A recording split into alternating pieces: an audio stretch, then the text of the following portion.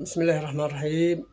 أصحابي وأصدقائي، طبعا أديكم المقطع الصغير اللي قدام هذا إنهم يدوا الجهال اللي هم الطلاب عندهم يوعوهم توعية خاطئة.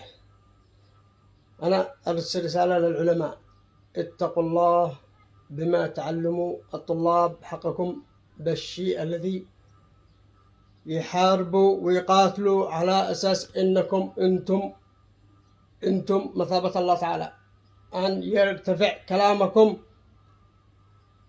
فوق كلام الله، فوق كلام الله. وإلى أنتم ما أنتش بالطريقة هذه افعلوا الدعوة حقكم لله وليس الأحد. الدعوة حقكم اللي انتم به بالكفر نفسه، احتقار للآخر، الملك على الشيء وتردومه انه عاصي وانت على الصح.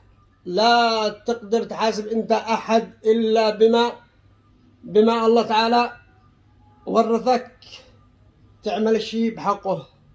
انا اللي اتكلم كلام يمني، انا اللي يقول الله الله بالناس، ارفقوا بالناس. انتوا دعواتكم تحاربوا من اجل ان انتم اصحاب الحق. فرعون فعل نفس الطريقة، انتم دحين بهذه الطريقة انكم انتم الاعلى.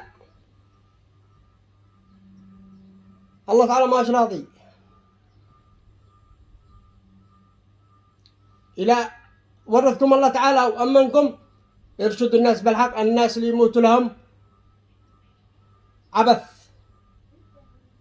بلا معاشات، بلا احنا قلنا افعلوا مشاريع، اعملوا شيء، اعملوا الى الله تعالى سلطكم باتهلكوا نفس ما هلكوا الاولين. نسأل الله تعالى ان توصل الرسالة والطلاب حقكم وعوهم سواء وخلوهم يجادلوا. انت تقول له قرآن يقول لك العالم فلان قال.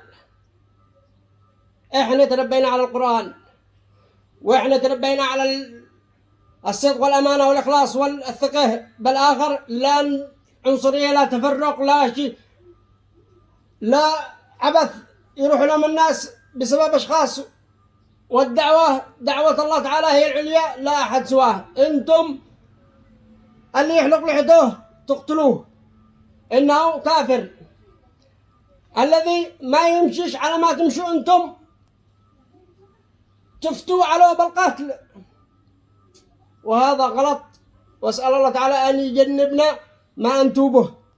فالفتنة من 2011 إلى الآن كل فئة تجي أظلم من الفئة الأولى. واسأل الله تعالى أن يعلم الشعب اليمني كامل أن يرجع إلى الله تعالى ولا يعرف أحد إلا الله. القرآن نزل عربي، القرآن نزل عربي وفصل الله تعالى تفصيل على رسله، وإحنا نطبق ما هو بالقرآن. اتقوا الله أينما توجدوا، أينما تقيموا على أشغالكم، على حكومتكم يا حكومات، على قبيلة يا قبيلة. اتقوا الله قدر ما استطيعوا. فالبلاد مخبوطة بسبب أهل الكبر، أهل الزندقة، أهل الذي هم يدافعوا على دينهم وليس يدافعوا على دين الله. دين الله ينصره هو الله تعالى الذي لا أحد سواه. واسأل الله تعالى أن يمشينا على التقوى وعلى ما يرضي بما إحنا به. الشعب اليمني ما هوش ناقص. واسأل الله تعالى أن توصل للعلماء اللي قالوا مذابة الأنبياء: إحنا نطيع الله ما نطيعكمش، إحنا نطيع الله ثم الوالدين الذي أمر الله تعالى نحترم، ثم العقال نحترم كل واحد عاقل. والسلام عليكم.